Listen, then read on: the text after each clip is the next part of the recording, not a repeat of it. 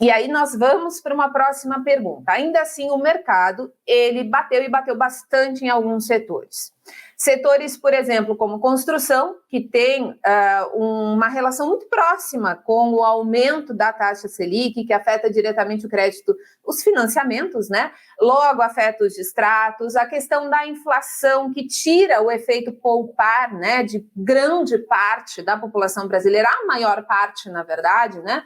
O varejo também, o mercado bateu bastante no varejo. E aí e é engraçado que eu fiz essa pergunta para o Daniel na live que a gente fez aqui, aliás, a primeira que eu conduzi. E eu perguntei isso para ele e eu quero perguntar para ti também. Se tratando de small caps, existe digamos assim, um mercado, parte do mercado, ele está olhando com bastante atenção para as empresas de construção, porque elas estariam muito baratas em relação ao valor patrimonial. E, inclusive, até a própria precificação de alguns analistas de mercado está baseada justamente em verificar, ó, tem isso de patrimônio, está precificada assim, então se for liquidada, sobra isso. E o varejo, que também alguns varejos que atendem, né, um público mais de baixa renda, etc., estão também bastante precificadas para baixo, porque não existe uma expectativa de que a inflação, nesse ano de 2022 que vem aí, melhore. Então, eu gostaria que tu falasse qual é a visão do Mira sobre esses dois setores, quais desses dois setores tu prefere, e se tem algum ativo que te chama a atenção, tanto na ponta negativa, quanto na ponta positiva, em ambos esses setores.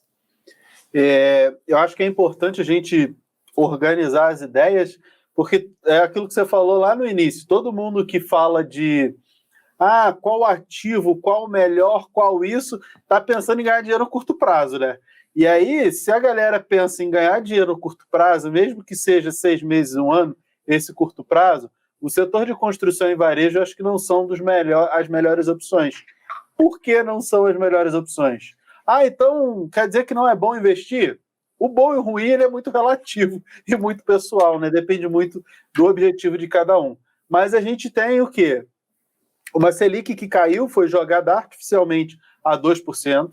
Eu falo sempre isso. Eu vi lá na época da Dilma que a Selic foi jogada para 7%, teve que o efeito rebote jogou para 14,25%. E agora jogaram para 2%, onde o Brasil nunca foi um país de taxa básica de juros de 2%. Né? Uma Suíça, né, praticamente.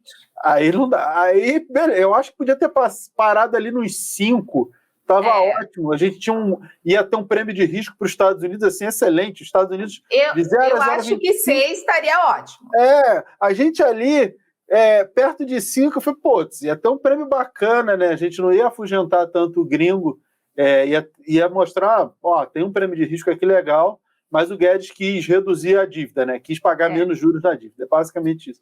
E aí, agora a gente tem esse efeito rebote aí de tem que jogar a Selic lá para cima, porque a inflação subiu muito. A gente deve terminar o ano 10,5% de IPCA para esse ano, é o que o mercado acredita, e ano que vem ele deve cair.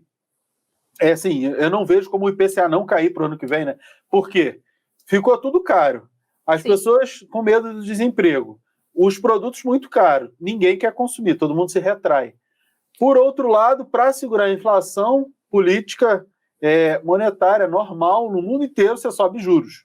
Subindo os juros, o que a gente tem? Fica mais caro os financiamentos, os empréstimos e o consumo de uma maneira geral.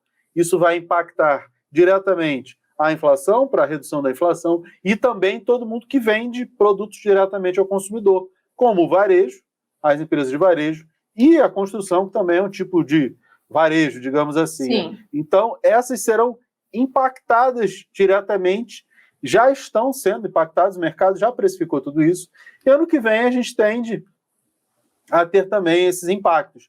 Então, são setores bons para a gente investir ano que vem?